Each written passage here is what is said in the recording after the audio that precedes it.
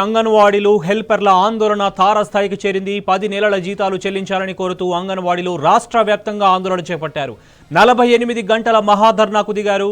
కలెక్టరేట్ల ఎదుట వంట వార్పుతో నిరసన వ్యక్తం చేశారు. కనీస వేతనం, పెన్షన్, ఈఎస్ఐ, ఉద్యోగ భద్రతను కల్పించాలని వారు డిమాండ్ చేశారు.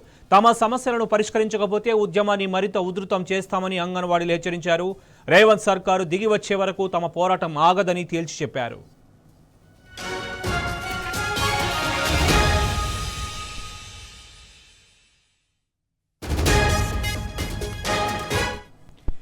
అంగన్వాడీల నిరసనలపై మరిన్ని వివరాలు మా ప్రతినిధి మహేష్ అడిగి తెలుసుకుందాం. మహేష్, చెప్పండి, అంగన్వాడీల నిరసనలు తెలపడం పట్ల మీ దగ్గర ఉన్న వివరాలు ఏంటి?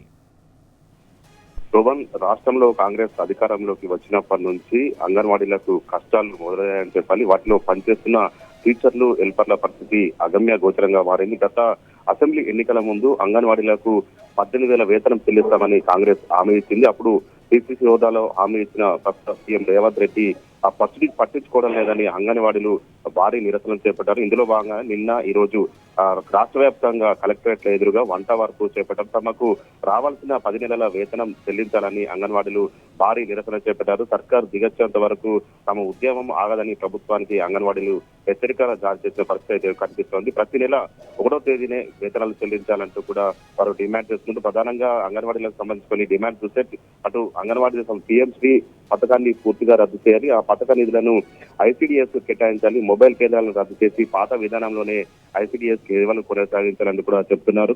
టీచర్లకు సంబంధించిన నెలకు 18,000 వేతనం చెల్లించాలి, అంతేకాకుండా సిబ్బందికి పిఎఫ్ సౌకర్యం కలిగించాలి, అటు ఆ టీచర్లకు ఆయాలకు గ్రాట్యుటీ చెల్లించాలి, రిటైర్మెంట్ బెనిఫిట్స్ వెంటనే చెల్లించాలి, అంతేకాకుండా ఆరోగ్యశ్రీ మెనూ ఛార్జీలు పెంచడంతో పాటు అటు పిల్లలకు 5 రూపాయలు, బాలింతలకు గర్భిణులకు సంబంధించి 10 రూపాయలు పెంచాలంటూ కూడా వారు ప్రధానంగా డిమాండ్ చేస్తున్నారు. ఇక ఐసిడిఎస్ ల బలోపేతం కోసం నిధులు పెంచడంతో పాటు పక్క భవనాలు నిర్మించాలి, అంతేకాకుండా పెండింగ్ లో ఉన్న డిఏలతో పాటు ఇంక్రిమెంట్లు కూడా చెల్లించాలని కూడా వారు డిమాండ్ చేస్తున్నారు. అంతేకాకుండా ఇన్ఛార్జ్ అలవెన్స్ బకాయిలు కూడా చెల్లించాలి, అంగన్వాడీ సిబ్బందికి ప్రభుత్వ సంక్షేమ పథకాలు అమలు చేయాలంటూ కూడా వాళ్ళు ప్రధానంగా డిమాండ్ చేస్తున్నారు. అంతేకాకుండా రిటైర్ అయిన అంగన్వాడీ టీచర్లకు ఇస్తామన్న బెనిఫిట్స్ అమలుకు నోచుకోలేదంటూ కూడా ఆందోళన చెందుతున్న పరిస్థితి కనిపిస్తుంది. అందుకోసం 50 కోట్ల వరకు అవసరమని లెక్కలు వేశారు. అయితే దానికి సంబంధించిన ఫైళ్లు పక్కన పెట్టేశారని కూడా ఆగ్రహం వ్యక్తం చేస్తున్న పరిస్థితి కనిపిస్తుంది. ఈ మేరకు అటు ఆ అంగన్వాడీలు, అటు సంఘ నాయకులకు సంబంధించి తమ